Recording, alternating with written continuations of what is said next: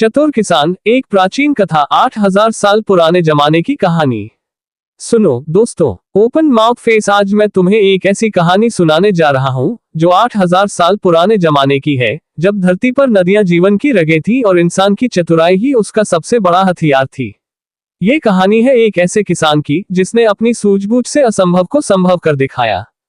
चमकता सितारा, तैयार हो जाओ, क्योंकि यह कथा तुम्हें हंसाएगी, सोचने पर मजबूर करेगी और अंत तक बांधे रखेगी। तो चलो उस पुराने युग में चलते हैं जहां नदियां गाती थी और चुनौतियां इंतजार करती थी। एक बार की बात है जब दुनिया अभी जवान थी और सूरज की किरणें नदियों के पानी में सोना बिखेरती थी।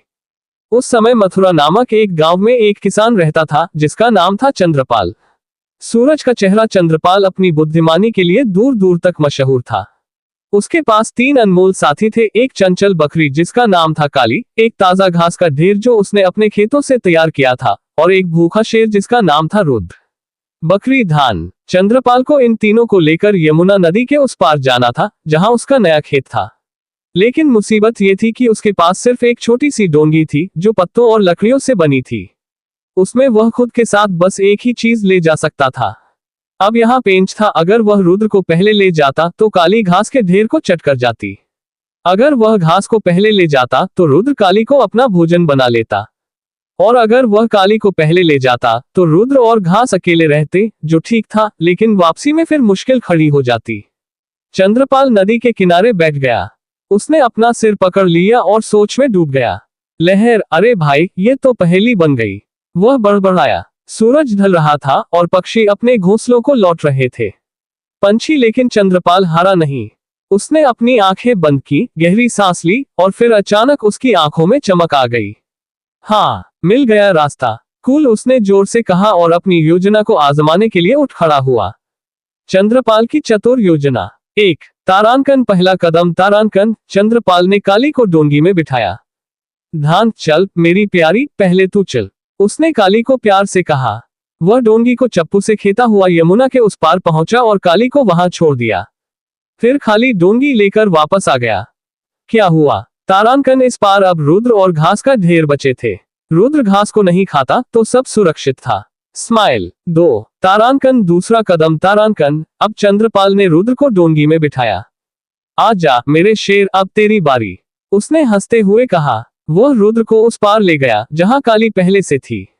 लेकिन चतुर चंद्रपाल ने रुद्र को छोड़ते ही काली को फिर से डोंगी में बिठाया और वापस इस पार ले आया। बकरी। क्या हुआ? तारांकन। अब उस पार रुद्र अकेला था और इस पार काली और घास का ढेर। सब सुरक्षित। थम्स अप का चिन्ह। 3, तारांकन। तीसरा कदम तारांकन। चंद्रपाल ने अब घास के ढेर को डोंगी में रखा और उसे उस पार ले गया। यहाँ ठहरो मेरे दोस्त, उसने घास को रुद्र के पास छोड़ा और खाली डोंगी लेकर वापस आ गया।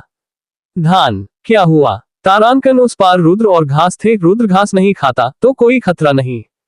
इस पार काली अकेली थी। Relieved face. 4, तारांकन। आखिरी कदम तारांकन। अंत में चंद्रपाल ने काली को फिर से डोंगी में बिठाया।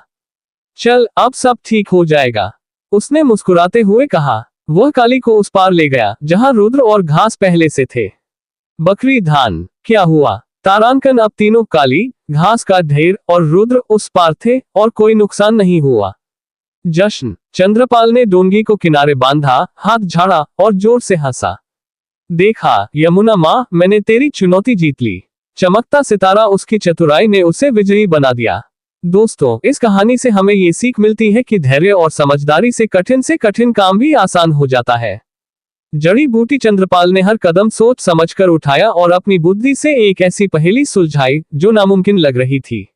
जीवन में जब भी कोई मुश्किल आए, शांत मन से सोचो, योजना बनाओ और हिम्मत मत हारो। Smile with a hello. चाहे नदी हो या जंगल, चतुराई से हर रास्ता पार किया जा सकता है। तो दोस्तों, ये थी चंद्रपाल की कहानी, एक चतुर किसान की गाथा जो 8000 साल पहले की है। पृथ्वी ऐसी ही मजेदार और प्रेरक कहानियां हम तुम्हारे लिए लाते रहेंगे।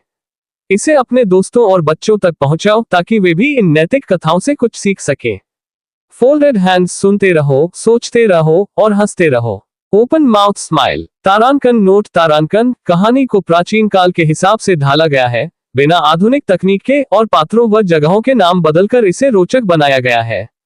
वॉइस ओवर के लिए भावनात्मक और जीवंत शैली अपनाई गई है।